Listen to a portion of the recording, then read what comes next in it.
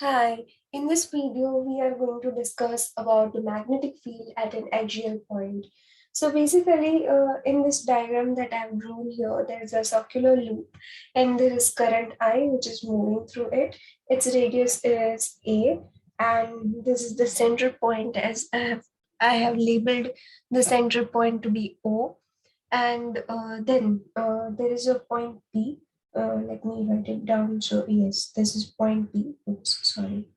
Yeah, yes. So this is point P over here. So from the center of this loop, which is carrying current I, there is point P at certain distance, and it. So basically, the radius of this particular loop is A, and we have a magnetic field at point P due to and this point P is located at the axis of the loop. Now, if we see this particular diagram, in this diagram, the current comes out of the plane at point N. Okay.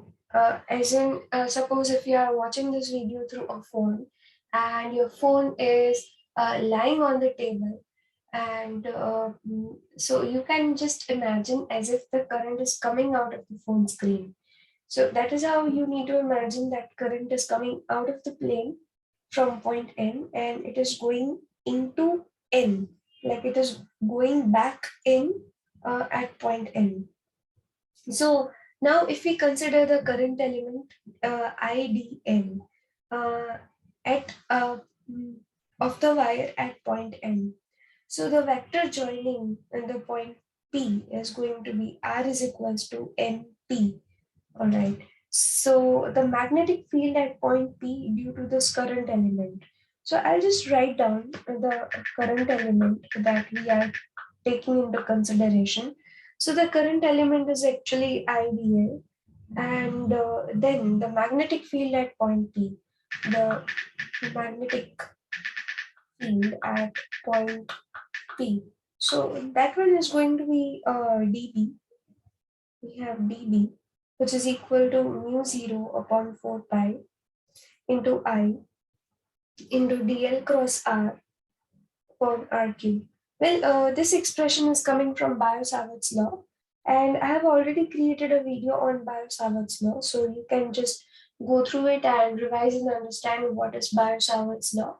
It is very much connected to the understanding of magnetic field carried by any particular wire in a specific setup or in specific orientation. So say let us call this to be equation 1. Now dl is perpendicular to the plane of the figure. So dl cross r must be the plane. So if we consider, I'll just go back to the diagram.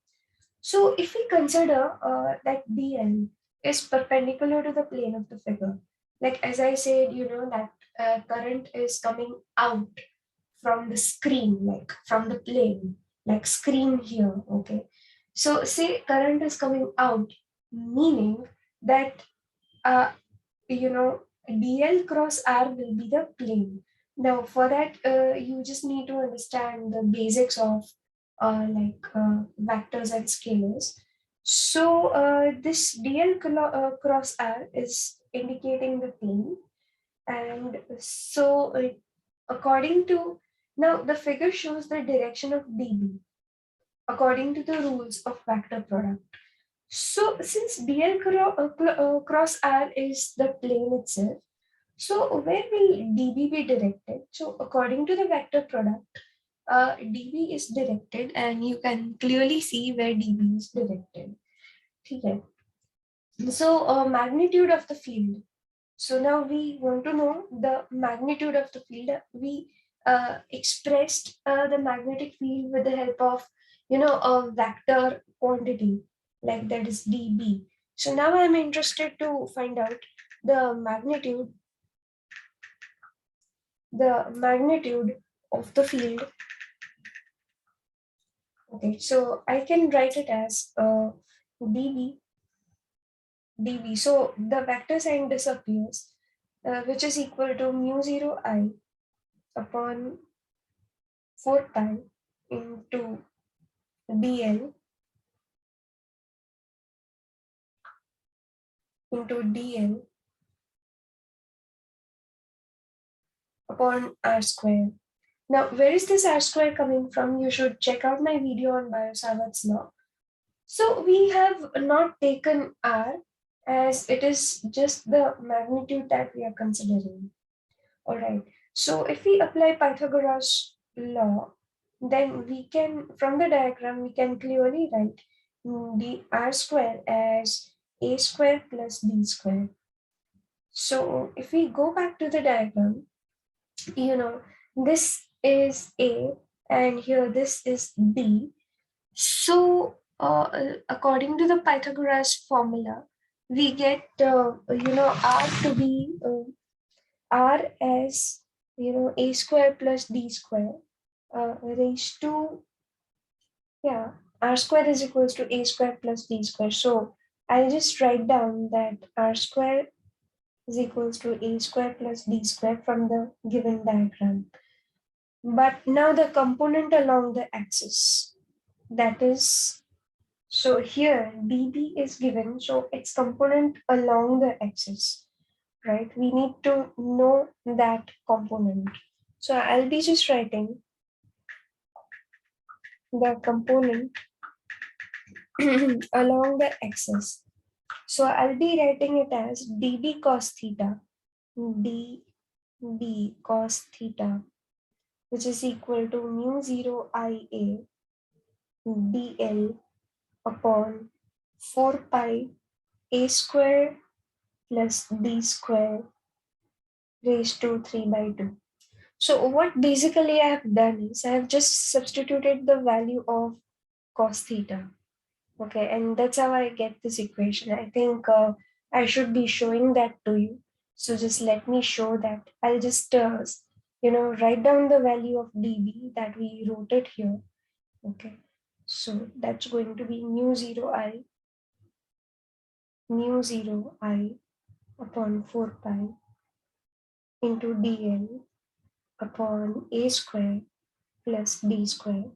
Now into, so cos theta, we need to write down cos theta. So if we see cos theta is adjacent side upon hypotenuse. So cos theta here is going to be, there's going to be upon a square plus d square raised to half. Why? Because cos theta is actually here a upon r. So r would be this particular expression. So I'll be substituting that cos theta. So into a upon r. So that is a square plus d square raised to half. So that is going to be mu 0 I into a dl upon 4 pi upon a square plus d square. So that's going to be raised to 1 plus half.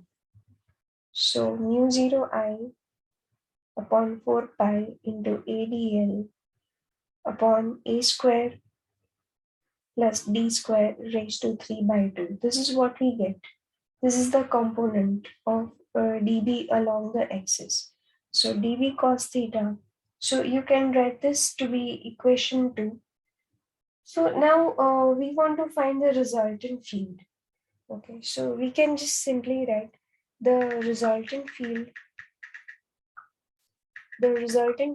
along at point P. So we need to integrate this particular equation. So so B is equals to, okay, so basically there are, if you can see this diagram, there are diametrically opposite current element at N. There will be one current element over here. There is another current element at point N. So the field due to this element will have the same magnitude dB, and its direction will be along the arrow. Which arrow? That is this particular line. its direction will be along this arrow, or along this arrow. So the field due to this current element will be directed here, and the field due to this current element over here, okay, will be directed over here. I hope you are following the spotlight dot. So two fields due to the elements at M and N have resultant along the axis of the loop, and dividing the loop in such pairs of diametrically opposite elements, we conclude that the resultant field at P, the whatsoever is the resultant field at P, must be along the axis. The resultant field at P. Okay, so we will just integrate the right hand side of this equation. Okay, this equation that we have got. So we'll be writing down as B is equals to integration mu 0 I a dl upon 4 pi into a square plus d square raised to 3 by 2. This is what we will get. So now I will be integrating this further. So everything here is constant, so and will come outside the sign of integration. So 4 pi mu 0 I a upon 4 pi b square plus a square raised to 3 by 2 integration dl. This dl can be written as 2 pi a as per Ampere's circuital law. Okay, so that is, I will just substituting it as, 2 pi a. So hence, the final equation that I'll get is going to be b is equals to mu 0 I a square upon, so it is actually into 2 pi upon 4 pi into a square plus b square raised to 3 by 2. So therefore, b is equals to mu 0 I a square upon 2 into a square plus d square raised to 3 by 2. So we can use the right hand screw rule to find the direction of the field. So in this case, if we want to know the direction of the field, then we can always use the right hand thumb rule. Okay, so now what if there is a field at a point which is far away from the center? You can clearly see that this point P here is at some countable distance, the distance that can be counted. But what if we are considering the point which is far, far away from this loop? Okay, will there be any field existing? That's the question. Okay, and the answer is yes. The field will still be existing in such case. I'll show you the diagrammatic presentation of what if the field exists at such point, like at a larger distance. Okay, so we will be writing, or we will be deriving a mathematical expression for the field which is existing at farther distance from the circular loop. Okay, so for that I'll be writing field at a point far away from the center. So this is the field at a point far away from the center. So for that, that is, if B is much more greater than A, it means that, okay. So the equation that we have over here, so D is much more greater than A. So this particular value of A will almost disappear. And so we will get mu 0 I A square upon 2D cube, alright? And I'll just convert it into certain way because I want this expression in certain way. So that's why I'll just multiply and divide. I'll write down the steps. So multiplying and dividing, multiplying and dividing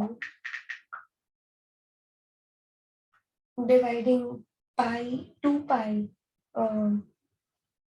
with 2 pi. I'm sorry, I don't have any symbol for 2 pi in my device right now. So that's why I have written 2 pi over here. So that's why b is equals to mu 0 I into pi a square, and here it is 2 pi, and in denominator it will be 4 pi d square, actually 4 pi d cube, right? Um, yeah, 4 pi d cube. So now this pi a square is the area, okay, area of the loop, and you know, I can replace this particular value as mu. So I can write mu 0 into mu upon 4 pi d cube. Okay, where what is mu? Mu is equals to IA. Okay, IA. What is IA? It is the uh, it is the dipole moment. Okay, we express that as dipole moment. Okay. So that's why I get B as B is equals to mu 0 upon 4 pi into 2 mu upon B cube. So what will be the number for this expression? Like this would be our equation 3, and we can make this to be equation 4. Okay. So this is due to the magnetic field, magnetic field. So what if I'm considering, what if I want to express it with like, or I want to compare it with electric field, then what will come? Okay. So in such case, it will be E is equals to 1 upon 4 pi epsilon 0 2p upon dq. So P is again the electric dipole. So mu here is the magnetic dipole, and P here is the electric dipole. I can call this as equation 5. So how would how can I quantitatively show that what would be the magnetic field lines due to the circular current? So I'll just try to show it over here. So say for example, there is a ring like this. Okay, so say there is a ring like this, and then there is a line, and there is a current which will be moving like this. And this particular ring is carrying some current. So the magnetic field will be, let me use another color. Yeah, so the magnetic field would be something like this, and then there will be like these lines are actually never intersecting, but I'm not able to draw the exact lines. So, yeah, so it's going to be the infinitely long lines. They never intersect, but I'm not able to represent that very perfectly over here in this diagram. And another set of lines will be like this, and then there will be the smaller uh, uh, concentric magnetic field lines will be there. So this will be moving like this. And this also will be moving like this. Right? Like going in, I say. So yeah, so this is just the quantitative representation of what magnetic field lines would look like around a circular loop. So what is the application of this? The application of this is just that when you understand waveguides, or when you understand the electromagnetic theory with application point of view, then these basic details would be very much helpful to you to calculate, some more advanced equations in electrodynamics. So yeah, I hope this video was helpful to you. And I would just like to say that in this video, we reached out to this specific equation. I'll just round it up and just to sum it up. So we just reached out to this equation, and we reached out to this general equation over here. And this was the diagram. So it was a circular loop which was carrying current I, and there was a point P at certain distance. So what would be the magnetic field at that specific point? That is what we have calculated here in this specific video. I hope this video was helpful to you. Um, so just stay tuned to this channel. You will be finding more helpful videos which would help you to understand physics more better. So yeah, see you soon. Bye.